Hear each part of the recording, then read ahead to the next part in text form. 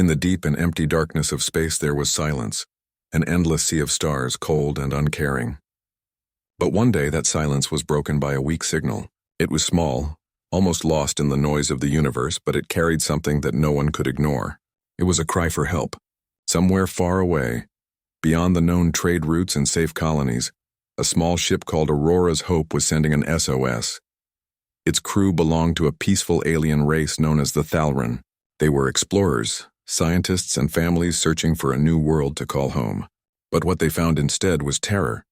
The Thalran ship had been attacked by a band of ruthless space pirates who hunted anything weak and defenseless.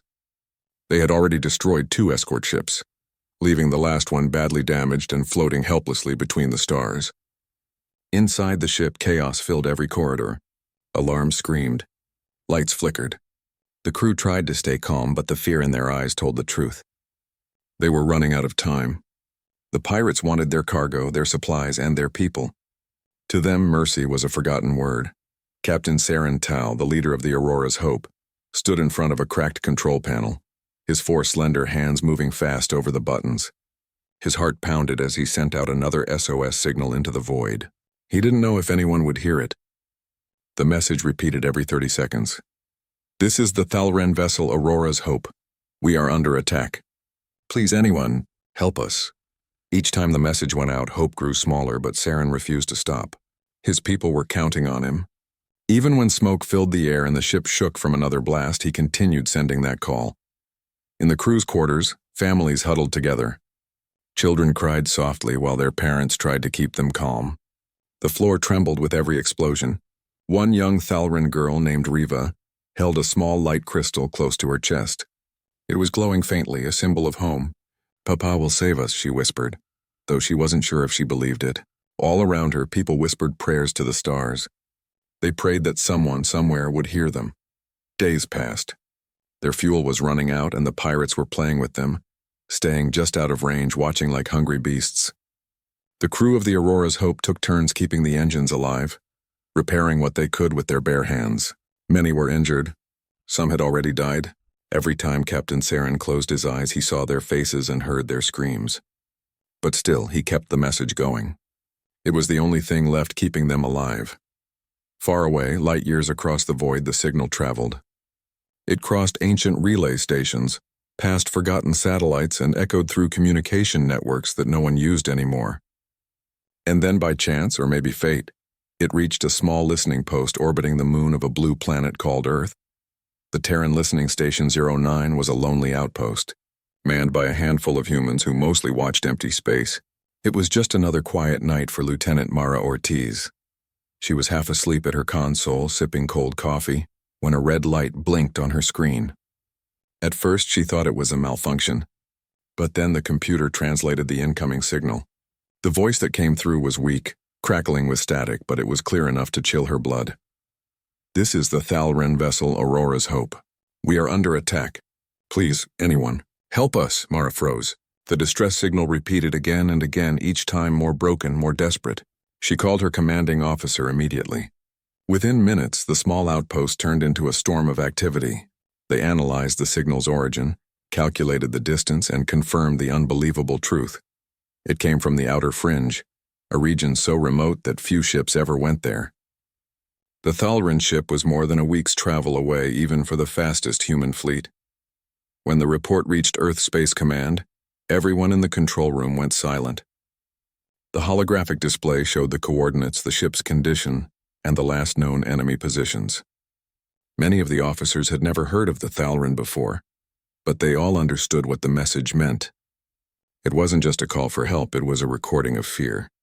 The background of the transmission was filled with screams, explosions, and the faint sobs of children. For a moment, even the most hardened soldiers stood in silence. It was the kind of sound that no one could ignore. In that silence, one man stepped forward, Commander Alaric Hayes, known across the Terran fleet for his discipline and his humanity. He listened to the full message twice, then turned to his officers. "We can't ignore this," he said quietly. "If we heard it, others did too. And if no one else answers." He didn't finish the sentence. Everyone in the room knew what he meant. If humanity didn't move, the Thalran would die. Some officers hesitated. The Thalren were outside Terran jurisdiction. Sending warships that far into unregulated space could cause political tension with other species. But Alaric didn't care about politics. He cared about the lives in that message, the fear in those voices. "We are Deathworlders," he said, his voice calm but strong. "We don't look away from suffering. We fight it." The order was signed within the hour. Earth's warfleet began to wake from its quiet sleep. From the red deserts of Mars to the icy domes of Titan, massive ships powered up, their engines roaring to life after years of peace. Dockyards lit up the night skies as soldiers, engineers, and pilots rushed to their stations.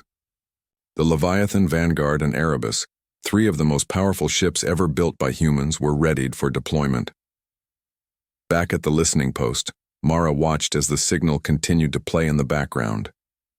The voice of Captain Saren had grown weaker. Static filled most of the message now. Sometimes it cut off mid-sentence, but every time it came through, she whispered to herself, "Hold on. They're coming." The SOS that started as a faint whisper in space had become a storm on Earth. News spread through military networks, then across the colonies. The Thalren plea for help touched something deep in humanity's collective heart. People remembered their own history, how humans had once been seen as dangerous, savage, and unpredictable. They remembered the wars, the survival against impossible odds, and how every time death came for them, they fought back. Humanity understood fear better than anyone, and they knew what it meant to be left alone in the dark. While the politicians debated and the media speculated, the fleets didn't wait. For the men and women preparing to fly, this was not just another mission. It was a promise. A promise that if someone cried for help in the dark, humanity would be the light that answered. The Deathworlders, as the galaxy called them, were not just warriors. They were protectors of life, forged in pain but driven by hope. As the last SOS echoed through the cold void, the signal finally began to fade. The Thalren ship's power was almost gone. Inside the Aurora's Hope, Captain Saren looked out of the cracked viewport. He could see the stars, silent and distant, and the pirate ships still circling like vultures. He felt his strength leaving him, but a strange calm filled his chest. Maybe no one would come. Maybe they would die here. But at least, he thought, they had tried. And then, far away, a small blue planet turned its gaze toward the stars and began to move. Engines thundered. Space tore open. The Deathworlders had heard the call, and somewhere in that endless darkness, hope flickered once more. Inside the great hall of Earth Space Command, the air was tense. Dozens of officers sat around a long, glowing table, eyes fixed on the projection above it. The image showed the broken ship of the Thalren, drifting helplessly in the dark. Smoke leaked from its hull, and flashes of enemy fire surrounded it like wolves closing in on a wounded animal. The sound that came from the speakers filled the room with silence, the desperate SOS repeating again and again, each time weaker than before. There was no mistaking what they were hearing. It was fear. Real, raw fear. Commander Alaric Hayes stood at the front, arms crossed behind his back. His jaw was tight, his eyes sharp. He had seen many battles in his life, but something about this message hit him differently. Maybe it was the sound of the children crying in the background, or the calm but hopeless tone in Captain Saren's voice. It reminded him of the old Earth wars, of people fighting for survival with nothing left but courage. He knew that feeling too well. Around him, the council debated what to do. Some argued that the distress call came from outside Terran-controlled space, meaning it wasn't their responsibility. Others feared that answering the call could drag humanity into another interstellar conflict. "We can't just send our war fleet into unknown territory," shouted one admiral.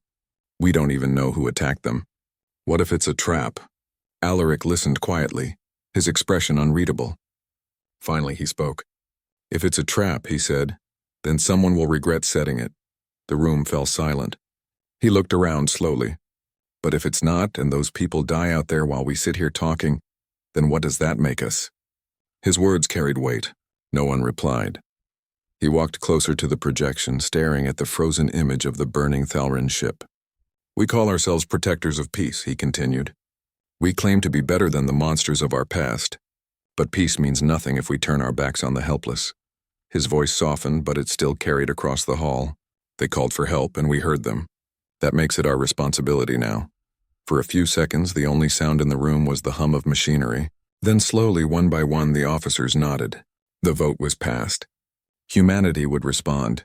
The order spread across the solar system like fire. In the orbital shipyards above Earth, engineers rushed to prepare the massive vessels that had been sitting idle for years. On Mars, soldiers left their barracks and filled the launch bays. Across the moons of Jupiter and Saturn, docking platforms came alive with lights. It was as if the whole human race had woken up from a long sleep. The Deathworlders, the name other species whispered with fear, were moving again. Commander Hayes boarded the flagship TNS Leviathan, a ship so large it could cast a shadow across an entire city.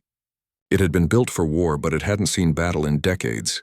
As he walked through its corridors, he saw men and women from all across Earth and its colonies working side by side.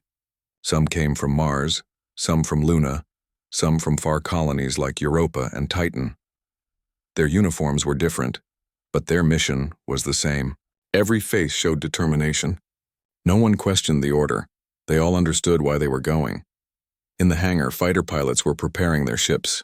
Mechanics checked every bolt and wire. The smell of metal, oil, and ozone filled the air. Hayes stopped beside a young pilot tightening his flight harness. "Nervous?" the commander asked. The pilot smiled faintly. "Yes, sir. But I guess the people out there are a lot more scared than I am." Hayes nodded. "That's the right answer." Meanwhile, on Earth, families gathered around their screens as the news spread. For the first time in many years, humanity was sending its full fleet into deep space. Not for conquest, not for politics, but to save strangers. Some called it madness, others called it honor. Mothers whispered prayers for their sons and daughters who were leaving. Children waved to ships as they lifted into the sky like silver comets. The blue planet watched as its protectors vanished into the darkness. In the command deck of the Leviathan, Hayes stood before his crew. The giant viewport showed the stars stretching endlessly ahead. The bridge buzzed with activity as officers reported readiness. "Fleet 1 through 7 are standing by," said the comms officer. "Jump coordinates are locked, awaiting your command." Hayes looked out at the stars, his reflection merging with the glow of space. He thought of the Thalran ship, of the children crying in the recording. His voice was calm when he finally spoke. "Then let's go bring them home." The engines roared to life, their sound deep and powerful like thunder across eternity. One by one, the Terran warships began to move. The Leviathan, Vanguard, Oberon, Tempest, and hundreds more formed into tight formation, each ship a masterpiece of steel and fury. As they aligned for the jump, the stars began to blur. The fleet vanished into hyperspace, leaving behind only a trail of burning light. Humanity had answered the call. Inside the ships, silence replaced the roar of engines. The crew moved with quiet focus. In one corner, a medic checked her supplies again and again, though she had already memorized every item. In the fighter bays, pilots waited in their cockpits, helmets resting on their knees. Some whispered to themselves, others to the stars. They didn't know what waited for them at the end of the jump, only that someone needed them there. Hayes sat in his command chair, reading the last parts of the Thalran transmission. The message was corrupted now, filled with static and broken words, but one phrase played clearly before it ended. "Please, don't let us disappear." Those words stuck in his mind like a wound. He replayed them silently, over and over until the ship's AI interrupted. "Approaching mid-jump point, Commander." He nodded but didn't look away from the stars. While the fleet traveled through hyperspace back on Earth, news channels broadcast updates around the clock. The world held its breath. Across the galaxy, other alien civilizations watched with disbelief. Many had long feared the Deathworlders, believing humans to be too dangerous, too unpredictable. But now they saw something they hadn't expected. Humans risking everything to save a race they barely knew. Some species mocked them, calling it foolish heroism. Others secretly felt hope for the first time in years. On board the Leviathan, time passed slowly. In the mess hall, crew members spoke quietly about home. Some joked, trying to keep spirits high. Others stared at photos of their families. Despite the heavy mood, there was also pride, a shared feeling that what they were doing mattered. They weren't fighting for glory or revenge. They were fighting for life itself. As the fleet neared the end of the jump, tension filled the air. The officers checked their systems again. Communications began to stabilize. Through the viewport, the fabric of space shimmered like a curtain of light. Then, with a sudden flash, the stars snapped back into focus. The ships had arrived at the outer fringe. At first, all they saw was darkness. Then came the broken shapes of destroyed vessels spinning slowly among the stars. Pieces of metal drifted everywhere, remnants of ships that once carried life. The crew stared in silence. They could feel the weight of it, the sadness, the loss. "Start scanning," Hayes ordered softly. "Find the survivors." But deep inside, he already knew the truth. They might be too late. Still, he refused to lose hope. "Until we see proof," he said. "We assume they're alive." His crew nodded and began their work. The Deathworlders had not come all this way to give up at the first sight of tragedy. Somewhere in that debris field, a faint signal blinked on one of the scanners. It was weak, but it was there, a heartbeat in the void. Hayes leaned forward. "That's them," he said. "Plot a course." As the Leviathan and the fleet turned toward the signal, something inside him shifted. He wasn't just leading soldiers anymore. He was leading humanity's answer to the universe, a message written in courage and fire. The Deathworlders were known as destroyers, but soon the galaxy would see what they truly were. Not monsters, not conquerors, protectors. And as the fleet moved deeper into the black, their engines glowing like 1,000 suns, one thought burned in every heart. They had heard the cry for help, and no power in the universe would stop them from answering it. The Terran fleet moved through the darkness of space like a storm that refused to rest. Dozens of warships glided in perfect formation, their metal hulls glowing faintly against the deep black. Inside every ship there was silence mixed with quiet determination. The mission was clear. Reach the Thalran distress signal, rescue whoever was left, and make the pirates regret the day they attacked the helpless. But deep inside, everyone knew that this mission was more than that. It was about proving something, to the galaxy, and to themselves, that Deathworlders were not just creatures of war, but beings of heart and courage. Commander Alaric Hayes stood on the bridge of the TNS Leviathan, staring at the swirling lights of hyperspace outside the viewport. The blue and silver streams of light stretched endlessly, making it hard to tell if they were moving fast or standing still. His reflection in the glass showed tired eyes but a steady expression. He had been in space for half his life, but this mission felt different. This time it wasn't about orders. It was personal. Behind him, his first officer, Lieutenant Kara Wynn, was monitoring the ship's systems. She had been quiet for most of the journey but finally spoke. "Commander," she said softly, "you've watched that distress recording 100 times. You should get some rest." Hayes turned slightly, his voice calm but firm. "If I rest, they die a little more." Kara wanted to argue, but she knew there was no point. Everyone on the ship had seen the same recording. The cries of the Thalran children still echoed in their minds. Rest was impossible. The fleet was moving fast, faster than any mission in recent history. Engineers pushed engines beyond safe limits, and pilots worked long hours without sleep. The fleet's communication channels buzzed with updates. Every hour, Hayes checked their progress and adjusted the course slightly to shave off minutes. Each minute could mean the difference between life and death for the Thalran survivors. In the lower decks, life continued quietly. Soldiers sharpened their weapons, medics checked supplies, and engineers ran diagnostics on the massive engines. Conversations were few but meaningful. Some talked about home, others about the aliens they were going to save. A young Marine named Juno sat beside his friend, staring at the holographic map of their route. "You ever think about what they must be feeling right now?" he asked. His friend nodded slowly. "Yeah, probably thinking no one's coming."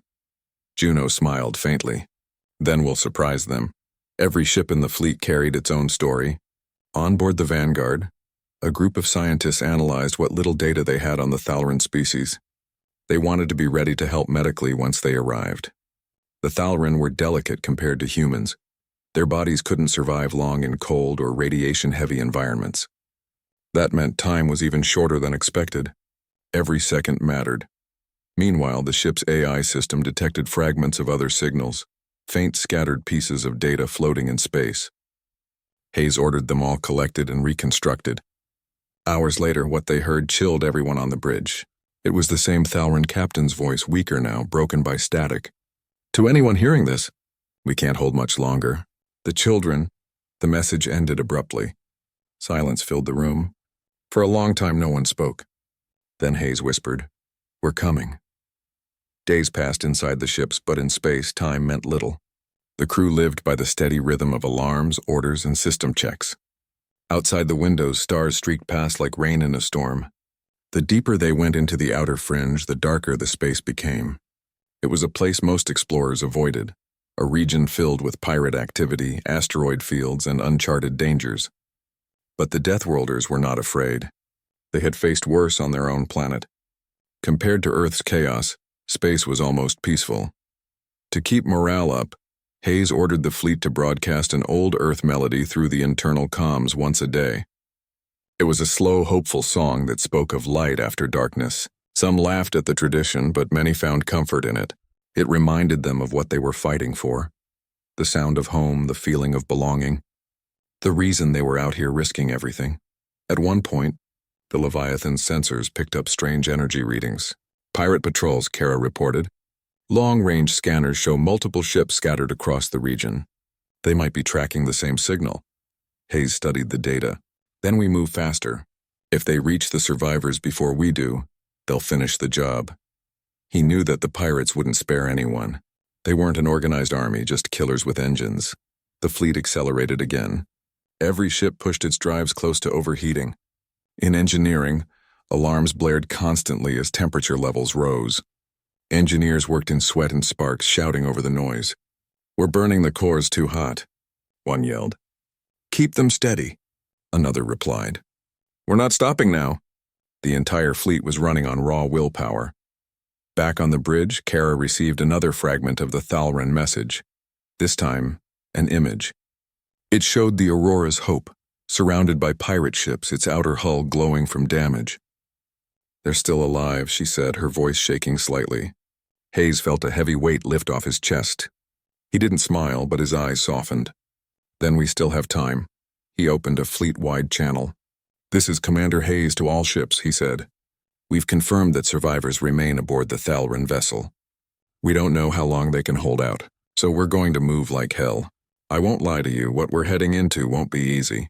But if anyone can do this, it's us. We are Deathworlders. We don't leave anyone behind." A roar of approval came from every ship. The message spread like fire, filling hearts with pride and purpose. The journey through the black continued. Outside, the stars began to thin. The fleet was entering the outer edge of the fringe, a dead zone where no navigation signals worked. They were flying blind now, relying on old charts and instinct. Hayes stood at the front of the bridge, eyes fixed on the dark. "We're close," he said quietly. Kara looked at the scanners. "One more jump and we'll be at the signal source." Before the final jump, Hayes visited the lower decks. He walked through the crowded halls, passing soldiers and engineers who saluted as he went by. He didn't say much, just nodded and gave small words of encouragement. When he reached the fighter bay, he stopped to watch the pilots preparing. "You've all seen the recordings," he told them. "You know what's at stake. You're not flying for medals today, you're flying for lives. Make it count." The pilots nodded, their faces hidden behind helmets but their resolve shining through. Back on the bridge, everything was ready. The fleet aligned for the last hyperspace jump. Hayes took a deep breath. "Execute jump," he ordered. Space twisted. The stars bent and vanished as the ships plunged into the void. The journey lasted only a few minutes, but it felt longer. When they emerged, the sight that greeted them took everyone's breath away. Debris fields floated everywhere, broken ships, torn metal, and clouds of frozen vapor. The remains of battle. For a moment, the crew just stared. "My God," someone whispered. But before despair could take hold, a faint blip appeared on the radar. Kara's eyes widened. "Sir, I found it." "The Aurora's Hope, it's still transmitting." Hayes leaned forward. "Lock onto the signal. Full power to engines." The fleet surged forward, cutting through the wreckage. Outside, pieces of destroyed ships bounced off their hulls like dust. As they drew closer, the image of the Thalran ship appeared, a battered vessel surrounded by pirate cruisers. The pirates were still there, circling like scavengers, firing small bursts to keep the survivors from escaping. Hayes stared at the screen. His voice dropped to a low, deadly calm. "Ready all weapons," he said. No warnings.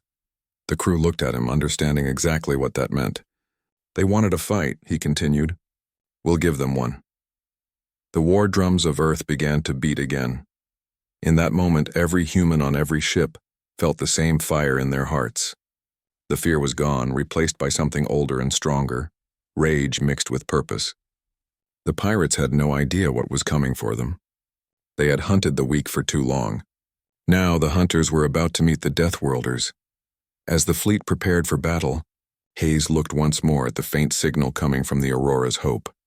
The message was still repeating, barely audible now, almost lost in static.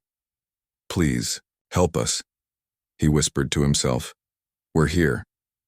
And as the Terran fleet powered up its weapons, the blackness of space began to glow red with the reflection of human fire. The rescue had become a reckoning. The moment the Terran fleet dropped out of hyperspace, the stars exploded into view, but they were not beautiful. The sight waiting for them was a graveyard. Shattered ships drifted in silence, spinning slowly in the dark. Trails of smoke and debris floated across the black sky like ghosts of the fallen. For a few seconds, no one on the bridge spoke. Every heart beat heavy with shock. This was the battlefield of the Thalran, their desperate fight for survival. And it was almost over. The last surviving vessel, the Aurora's Hope, was still there, surrounded by pirate ships that circled like vultures, firing small bursts to break down its final shields. The ship looked like a dying ember in a sea of darkness. Commander Alaric Hayes stood at the center of the Leviathan's bridge, his hands gripping the railing. His eyes were cold but alive with purpose. "Target the nearest hostile ship," he said quietly. His voice was steady, but beneath it was a storm. Lieutenant Kara Wynne turned toward him. "Should we open communication first, sir?" she asked. Hayes shook his head slowly. "No talking. They already said everything with those guns." Across the fleet, alarms blared. Engines powered up to full strength and weapon systems hummed to life. The darkness around them began to light up with the glow of charging cannons.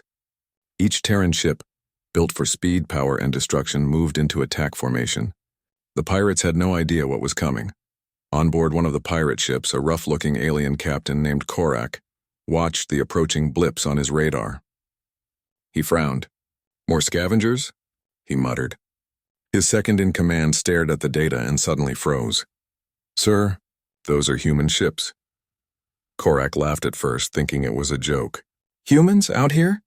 But as the blips multiplied, 50, then 100, then hundreds more, his laughter faded. The Deathworlders had come. Back on the Leviathan, Hayes gave the order. "All ships open fire." The black of space turned into fire.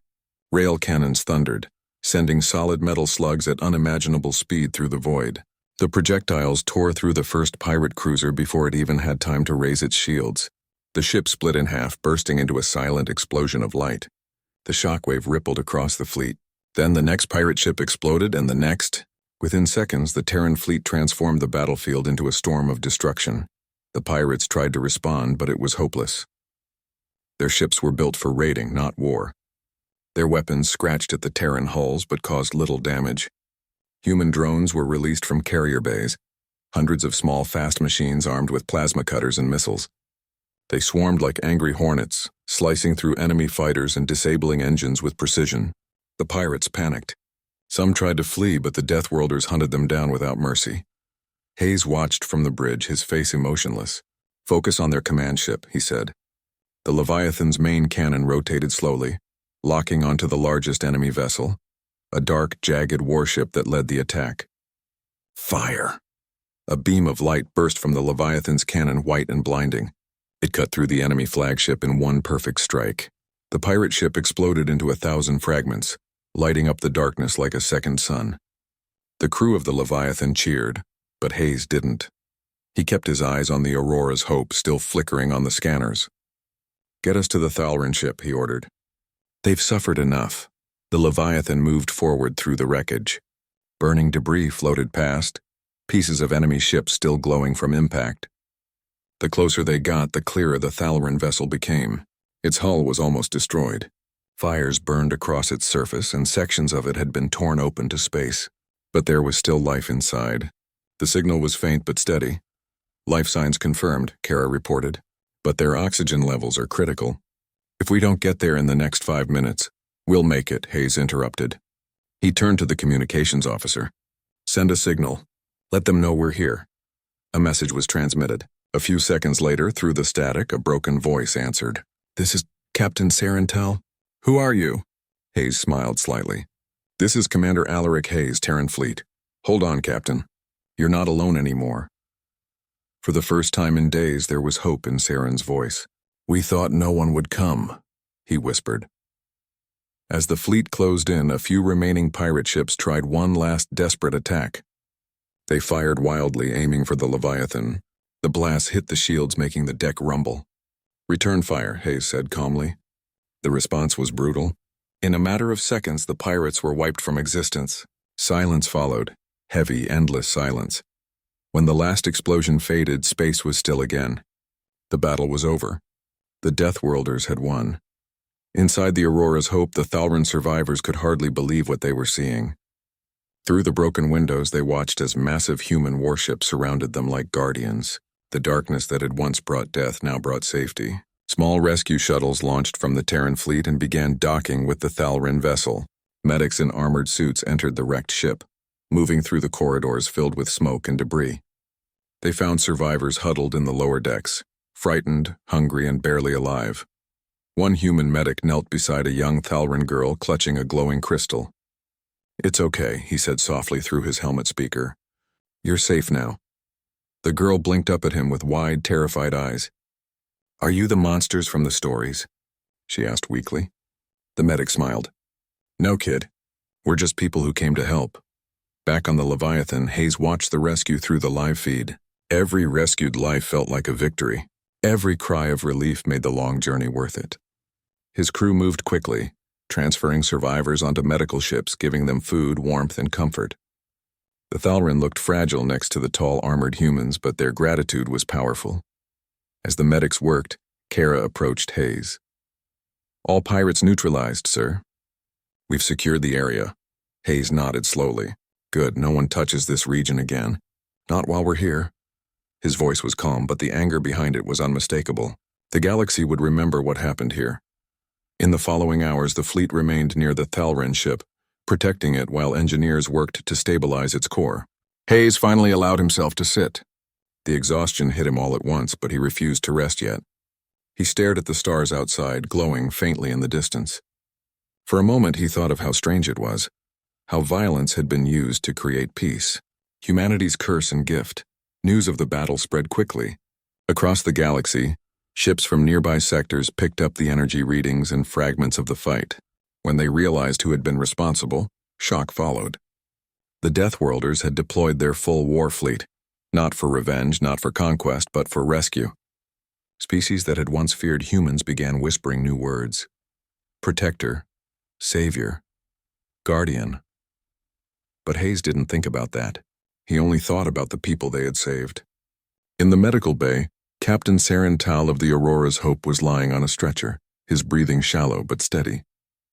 When Hayes entered, Saren tried to stand, but the human commander stopped him gently.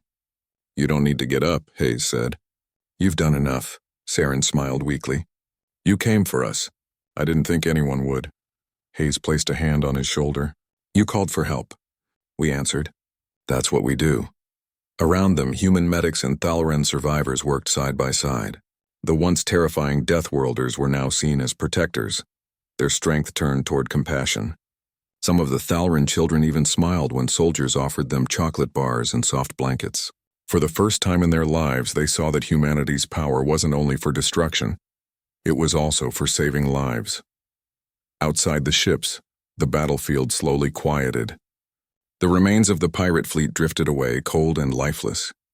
The Terran ships began to turn, engines glowing softly against the stars. The mission was complete. They had come as destroyers and left as saviors. Before leaving the system, Hayes ordered one last thing. Transmit a message, he said. The communication officer nodded. To whom, sir? Hayes looked at the stars ahead. To everyone. A moment later, his voice echoed across the galaxy. This is Commander Alaric Hayes of the Terran fleet. The SOS from the Thalran vessel has been answered. The innocent are safe. To anyone who hears this, know this: if you call for help, humanity will answer. That message would become legend. Long after the battle ended, it would be repeated in space stations, schools, and council halls. The image of the human fleet blazing through the void to save strangers would forever change how the galaxy saw them. The Deathworlders were not just the children of a dangerous world. They were the guardians of it all. As the fleet prepared for the journey home, Hayes stood by the viewport one last time. The stars shone brighter now, their light reflecting off the ship's metal surface. Kara joined him, quiet as always. "Do you think they'll remember this day, sir?" she asked. Hayes smiled faintly. "They'll remember the day the Deathworlders answered." And with that, the Leviathan and its fleet turned toward home, engines flaring bright, leaving behind the silence of victory and the promise of something greater, a universe that now knew the heart of humanity. The war was over, but the story had only begun. Weeks had passed since the Terran fleet saved the Thalran survivors, yet the echo of that battle still rippled through the galaxy like a wave of thunder. Across different worlds, from the quiet trade stations to the massive alien capitals, people whispered the same name, Deathworlders. But now it no longer sounded like a curse. It sounded like respect, like awe. The message of Commander Alaric Hayes had reached every corner of space, and with it came a new understanding of humanity.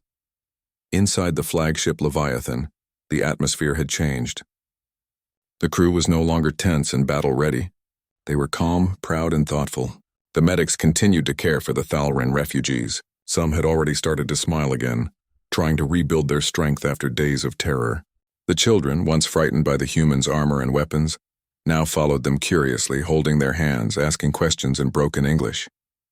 One of them, a small boy with silver eyes, looked up at a tall human engineer and asked softly, "Why did you come for us? We are not from your world." The engineer knelt down, smiled, and said, "Because no one deserves to be left alone in the dark." Commander Hayes walked through the medical bay every day, checking on the survivors and his own crew. He didn't see himself as a hero. To him, it was simple. They had answered a call for help. Yet everywhere he went, people saluted him with quiet admiration. Even his officers seemed changed. Lieutenant Kara Wynne, who once kept her emotions hidden, had started smiling again. "It feels different now," she said one night on the bridge. "We fought 100 battles before, but this one mattered." Hayes nodded slowly. "Yes," he said. "This wasn't a war. It was a rescue, and the galaxy needed to see that."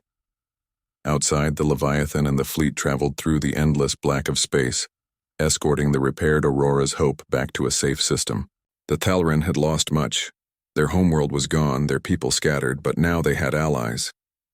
When the fleet arrived at the nearest neutral station, the scene that followed was unforgettable. As the Terran ships approached, the docking bays were filled with aliens from dozens of species watching silently.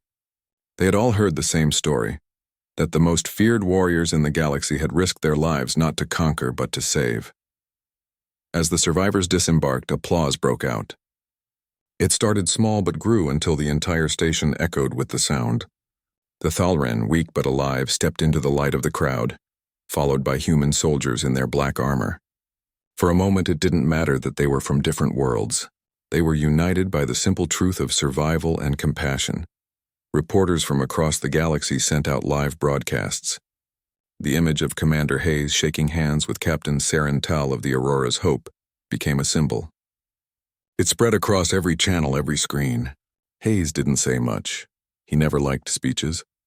But when a reporter asked him why the Deathworlders had deployed their entire war fleet for strangers, he gave a simple answer: because one distress signal is enough. That single line became legendary. Back on Earth, the message had an even deeper effect. People gathered in cities watching the footage from space. Children in schools drew pictures of starships with the words "We Answer" written underneath. Veterans who had once fought bloody wars felt something stir in their hearts again, not pride in destruction, but in humanity's courage to protect others. For the first time in generations, the galaxy looked at Earth not with fear, but with admiration. Meanwhile, in the neutral sectors, leaders of other civilizations began to talk. For years, many had kept humanity at a distance, seeing them as unpredictable and dangerous. But after the rescue, everything changed. Ambassadors sent messages to the Terran Council, expressing gratitude and offering new alliances. Some even invited humans to join peacekeeping operations in distant systems. The very name Deathworlders began to take on a new meaning, one that represented strength used for good, not domination. But Hayes did not care for politics. He spent his days aboard the Leviathan, quietly watching his crew work, training new recruits and overseeing humanitarian missions. The Terran fleet had started to respond to other SOS signals, small mining ships, transport convoys, even colonies under attack. Wherever there was a call for help, the humans arrived. Their presence became a light in the darkness, a symbol that hope still existed in a dangerous galaxy. One day, while orbiting a remote planet for repairs, Hayes stood near the observation window. The stars stretched endlessly before him, cold but beautiful. Kara approached, holding 2 cups of coffee. "You ever think about how all this started?" she asked. Hayes took the cup, smiling faintly. "One message," he said. "One signal that no one else wanted to answer." Kara nodded. "And now the whole galaxy knows who we really are." Hayes turned back to the window. "Maybe that's what it takes sometimes," he said quietly. "To show what we're made of, we have to walk into the darkest places." His voice softened. "And make sure no one's left there." Far below them, the planet's surface shimmered with blue oceans and white clouds. It looked peaceful, untouched by war. For the first time in a long while, Hayes felt a sense of calm. The universe was vast, dangerous, and unpredictable, but for now, there was peace. Meanwhile, Captain Saren Tal and the Thalran survivors had begun rebuilding. With Terran assistance, a new colony was being established on a safe green world. Humans helped them design shelters, teach survival skills, and restart their agriculture. It wasn't easy. The Thalran had lost generations of knowledge, but with patience and friendship, progress began. The sight of humans and Thalran working together became a living example of unity, born from tragedy. Saren often sent messages to Hayes, thanking him again and again, but Hayes always replied with the same short words. "We just did what was right."